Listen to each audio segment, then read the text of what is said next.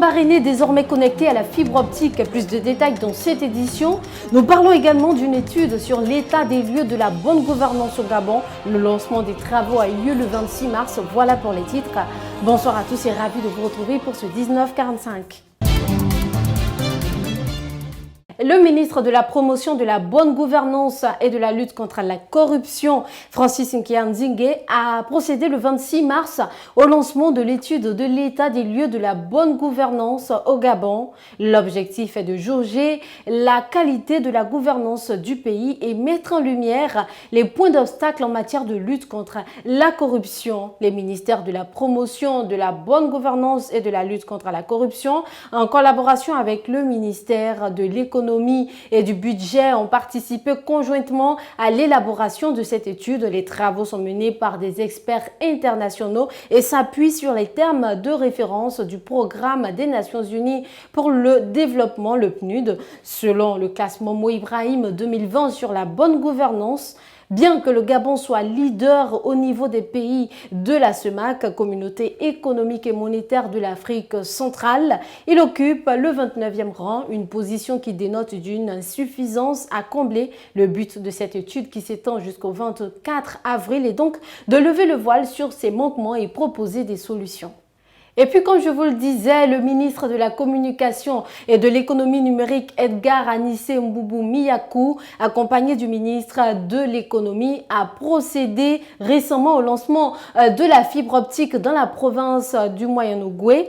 Cette extension du réseau national de fibre optique s'inscrit dans le cadre du projet sous-régional Central Africa Backbone. Selon le ministre de la Communication et de l'Économie numérique, le projet évalué à plus de 14 milliards de francs CFA est l'accomplissement d'un engagement du président de la République Ali Bongo Ondimba à doter le Gabon d'une infrastructure numérique de rang mondial. Inauguré en avril 2018 à Bakumba, dans le Haut-Ogooué, le projet, dans sa première phase, a déjà permis d'installer 1100 km de fibre optique entre Libreville et Franceville jusqu'à la frontière du Congo. Cette liaison ainsi faite traverse désormais 5 provinces, notamment l'estuaire, l'Ogooué-Vindo, l'Ogooué-Lolo, le Moyen-Ogooué et le Haut-Ogooué.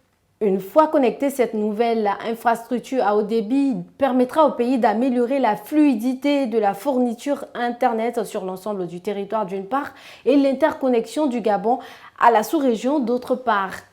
Le Comité national de vaccination contre la Covid-19 l'a annoncé le mardi 29 mars 2021. 1108 personnes éligibles ont été vaccinées, dont 864 hommes et 244 femmes. À ce jour, aucune complication liée à la vaccination n'a été relevée, indiquent les autorités sanitaires. Lancée le 23 mars dernier à Libreville, la campagne de vaccination anti-Covid-19 se poursuit normalement dans les 6 centres ouverts dans les structures hospitalières de Libreville, à Kanda et au Vindo. La situation vaccinale au 29 mars 2021 indique un taux global de 1108 personnes éligibles vaccinées sur 1145 enregistrés, dont 864 hommes et 244 femmes.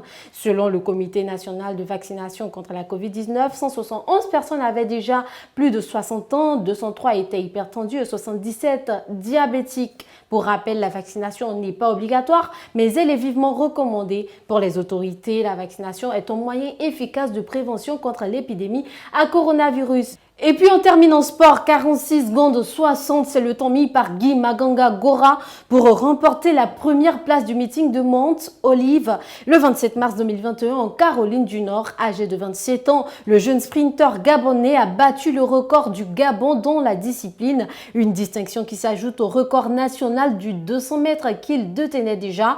Grâce au chrono réalisé, le jeune athlète gabonais devance les Américains Jalen Jones de 47 secondes 8 et Tedrick Shannon de 47 secondes 76. Avec sa performance, il est désormais le Gabonais le plus rapide effaçant des tablettes le record d'Antoine Boussombo, datant de 2006, qui peut toujours se consoler d'être le recordman national sur 100 mètres. Cette performance est le résultat d'une préparation physique bien au point.